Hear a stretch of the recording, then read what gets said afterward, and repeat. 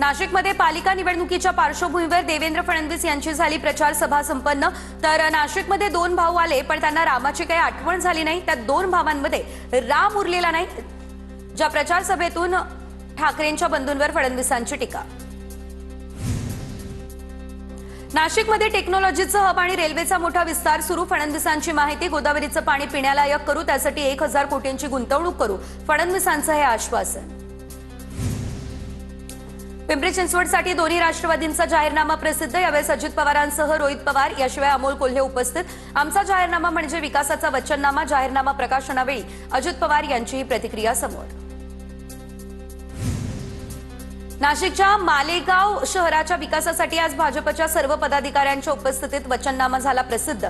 भूमिपुत्रांना रोजगार, वीज, पाणी स्वस्त करणार, भुईकोट किल्ला अतिक्रमण मुक्त, लँड जिहाद कारवाईसह महत्त्वाच्या विषयावर भाजपचा वचननामा प्रसिद्ध।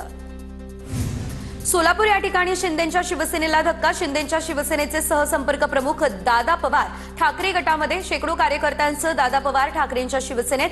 ठाकरेंच्या शिवसेनेत आल्यानंतर घरी आल्यासारखं वाटतंय, दादा पवार यांचं हे वक्तव्य समोर। मुंबई पालिकेसाठी ठाकरेंची शिवसेना आणि मनसेकडून अधिकृत पत्रक जारी। बंडखोरी झालेल्या 6 प्रभागांसाठी दोन्ही पक्षांचं अधिकृत पत्रक। पत्रातून अधिकृत उमेदवारांनाच मतदान करण्याचं आवाहन। चंद्रपुरात प्रचार सभा संपली, त्यानंतर चंद्रशेखर बावनकुळेंचा प्रचार। सभेनंतर बावनकुळेंनी चहाच्या टपरीवर घेतला चहाचा आस्वाद। यावेळेस बावनकुळे आणि चहावाल्यामध्ये निवडणुकीसंदर्भात गप्पा। सोलापूर महापालिका निवडणुकीच्या प्रचाराचा शेवटचा रविवार। काँग्रेस खासदार प्रणिती शिंदेंकडून सोलापुरात जोरदार प्रचार। काँग्रेसचे शहर अध्यक्ष चेतन नरोटे, आरिफ शेख यांच्या प्रचारात खासदार प्रणिती शिंदे यांची उपस्थिती। धुळे पालिका निवडणुकीच्या पार्श्वभूमीवरती आता मंत्री दादा भुसेंच्या उपस्थितीत दुचाकी रॅलीचं झालं आयोजन। दुचाकी रॅलीमध्ये जिल्हाप्रमुख सतीश महालेसह अनेक कार्यकर्त्यांचाही सहभाग। मालेगाव महापालिकेसाठी मंत्री दादा भुसेंचे पुत्र आविष्कार भुसे हे प्रचाराच्या मैदानात। मालेगावात शिंदेंच्या शिवसेनेचे 24 उमेदवार हे निवडणुकीच्या रिंगणात। कोल्हापुरात महायुतीच्या उमेदवारांच्या प्रचारासाठी राज्यसभेचे खासदार धनंजय महाडिक रिंगणात। कोल्हापूर पालिकेत महायुतीचा झेंडा फडकणार, धनंजय महाडिक यांच्याकडून हा विश्वास व्यक्त। सोलापूरच्या माढ्यात अजित पवार यांच्या राष्ट्रवादीचा जिल्हा परिषद पंचायत समिती निवडणुकीच्या पार्श्वभूमीवर मेळावा संपन्न।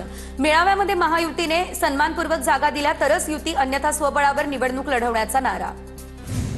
अमरावतीच्या वरुड नगर परिषदेमध्ये सत्तेसाठी काँग्रेसचा गट भाजपमध्ये विलीन। वरुड नगर परिषदेमध्ये निवडणूक काँग्रेस 2 नगरसेवक निवडून आले।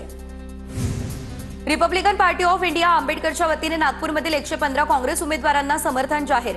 आंबेडकरी रिपब्लिकन मोर्चाचा काँग्रेसच्या उमेदवारांना पाठिंबा। धर्मनिरपेक्षकांनी आता एकत्र नागपूरमध्ये काँग्रेसला दिला पाठिंबा। जळगाव महानगरपालिका निवडणुकीतील प्रभाग 5 मधील ठाकरेंच्या सेनेच्या उमेदवाराचा अपक्ष उमेदवाराला पाठिंबा। तर या दरम्यान प्रवीण माळी यांचा अपक्ष उमेदवार म्हणून पियुष पाटील यांना पाठिंबा।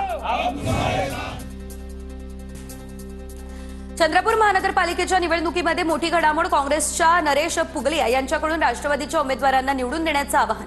राष्ट्रवादीचे 40 नगरसेवक निवडून देण्याचं आवाहन। पुगलिया यांच्या खेळीने काँग्रेसच्या पुढच्या काळात अडचणीत वाढ।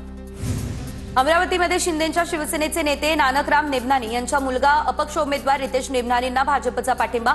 अमरावतीमध्ये प्रभाग 18 ड मधून अपक्ष उमेदवार। येवला नगरपालिकेतील स्वीकृत नगरसेवक पदाच्या निवडीसाठी 12 जानेवारीला निवडणुकीसाठी विविध पक्षांच्या वतीने 17 उमेदवारांनी घेतले उमेदवारी अर्ज। उपनगराध्यक्ष पदासाठी 6 जणांनी घेतले अर्ज। उल्हासनगरातील प्रभाग क्रमांक 14 मध्ये 2 जावांमध्ये लढत। मोठी जाऊ जयश्री सुर्वे ठाकरेंच्या शिवसेनेकडून, तर दुसरीकडे जयश्री सुर्वे या शिवसेनेच्या माजी नगरसेविका देखील राहिलेल्या जयश्री सुर्वे शिंदेंच्या सेनेकडूनही निवडणुकीच्या रिंगणात। डोंबिवलीमध्ये प्रचारावेळी भाजप आणि शिवसेनेचे कार्यकर्ते आमने-सामने। प्रभाग क्रमांक 27 मध्ये दशरथ भुवन इमारतीत भाजपने प्रत्येक घरात 3000 रुपये दिल्याचा आरोप। पैसे वाटणाऱ्या भाजप कार्यकर्त्यांना शिवसेनेने रंगेहात पकडलं। निवडणूक आयोगाचं पथक देखील आणि पोलीसही घटनास्थळी दाखल।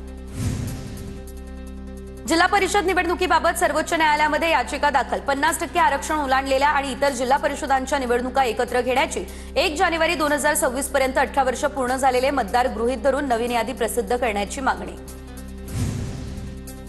पिंपरी चिंचवड पोलिसांकडून आता देहू रोडमध्ये रूट मार्च काढण्यात आला। अतिसंवेदनशील भागात हा रूट मार्च निघाला। महापालिका निवडणुकांच्या पार्श्वभूमीवर कायदा आणि सुव्यवस्था राखण्यासाठी पोलीस सज्ज। धुळे या ठिकाणी महानगरपालिकेच्या मतदानाची प्रशासनाकडून तयारी सुरू। वकार महामंडळाच्या गोडाऊनमध्ये मतदार यंत्रांवरती नावं आणि चिन्हांच्या पत्रिका लावण्याचं काम जोरात सुरू।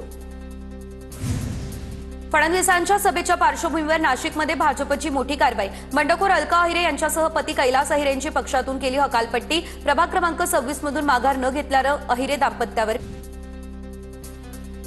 सिस्पे घोटाळ्याची सीबीआय चौकशी करावी। खासदार निलेश लंके यांची मागणी। सिस्पे घोटाळा प्रकरणी आता खासदार निलेश लंके यांची विखे पाटलांवरती टीका, तर अनेक पुढारी कार्यालयाच्या उद्घाटनाला जातात, मग घोटाळा झाल्यावर पुढारी जबाबदार असतो का? सुजय विखे यांचा हा सवाल। पुणे कथित जमीन घोटाळ्या प्रकरणी आता निलंबित तहसीलदाराला अंतरिम संरक्षण। मुंबई हायकोर्टाकडून 19 जानेवारीपर्यंत अंतरिम अटकपूर्व जामीन। तहसीलदार सूर्यकांत येवलेला मिळाला तात्पुरता दिलासा। पूजा खेडकरच्या पुण्यातल्या वाणेरमधील घरी दरोडा टाकल्याची माहिती, तर नोकरानंच दरोडा टाकला अशी पूजा खेडकरची पोलिसात तक्रार। चोरीवेळी घरातील सदस्यांना बांधून ठेवल्याचा तक्रारीमध्ये केलाय उल्लेख।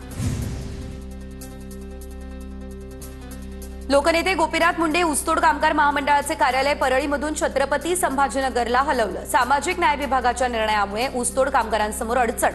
ऊसतोड कामगार संघटनेकडून आता नाराजी देखील व्यक्त। धाराशिव जिल्ह्यामध्ये खतं आणि कीटकनाशकांची नियमबाह्य विक्री केल्यानं 18 कृषी केंद्रांवर कारवाई। 15 कृषी केंद्रांचे परवाने रद्द, तर 3 कृषी दुकानांचे परवानेही निलंबित। वाशिममध्ये मनरेगा अंतर्गत विहिरीची कामं पूर्ण, मात्र अनेक शेतकऱ्यांची देयकं रखडली। 1 ते 1.5 वर्षांपासून निधी अभावी देयकं प्रलंबित असल्याची माहिती, त्यामुळे शेतकऱ्यांसह मजुरांना आर्थिक अडचणींचा करावा लागतोय सामना। TV9 मराठीच्या बातमीमुळे आता गडचिरोलीमधील 45,000 शेतकऱ्यांना मोठा दिलासा मिळाला। प्रशासनाकडून बंद असलेले 50 धान खरेदी केंद्र सुरू। धान कापणी होऊनही 2 महिन्यांपासून केंद्र बंद झाल्याचा मुद्दा TV9 मराठीने लावून धरलेला।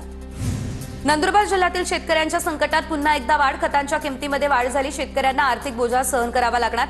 खताच्या प्रत्येक बॅगेमागे आता 250 रुपयांची वाढ।